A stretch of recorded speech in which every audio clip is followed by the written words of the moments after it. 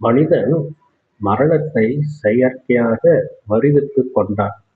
எப்படி செயற்கையாக வருவித்துக் கொண்டான்? இப்ப நம்ம வீட்ல அப்பா, அம்மா இருப்பாங்க. இப்ப அப்பாவுக்கு அப்பான்னு இருந்தா எப்படி நம்மளால கவனிச்சுக்க முடியும்?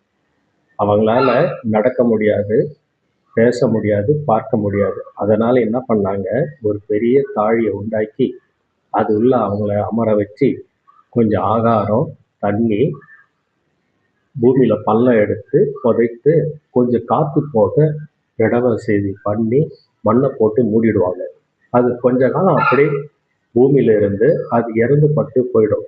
இப்படிதான் மரணத்தை செயற்கையாக மனிதன் உருவாக்கினான். இப்ப துக்க பத்திரிக்கைகளை அடிக்கிறோம் இல்லைங்களா, இயற்கை எய்தினார் சொல்லி. ஏன் இயற்கை எய்தினார் என்று சொல்வதை விட உடலை விட்டு விட்டார் சொல்லலாம்ல. அப்ப உடலை விடாம இருக்க வழி இருக்கான்னு கேட்டா இருக்குன்னு சொல்லி நம்ம நாட்டு அருளாளர்கள் சொல்றாங்க. அவங்க என்ன பண்றாங்க, உள்ள போய் தனியா அமர்ந்து இந்த மூச்சை காத்தை நிறுத்தி இந்த தேகத்தை கொஞ்சம் கொஞ்சமா கரைச்சிக்கிட்டு நித்திய தேகமாக மாத்திக்கிட்டாங்க.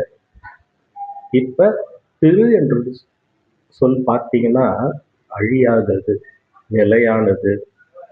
இப்ப திரு என்று ஆரம்பிக்கக்கூடிய ஆலயங்களுக்கு போனீங்கன்னா அந்த மூலவருக்கு கீழே நிஷ்டையில பல காலம் அமர்ந்து இந்த தேகத்தை கொஞ்சம் கொஞ்சமாக கரைச்சி இந்த அழியும் உடம்பை அழியா உடம்பாக மாத்திக்கிட்டாங்க.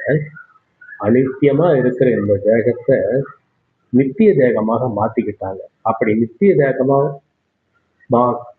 தேகமாக மாத்தி கொண்டதுனாலதான் அதுக்கு நித்தியானந்தம் சொல்லி பேர் சொன்னாங்க.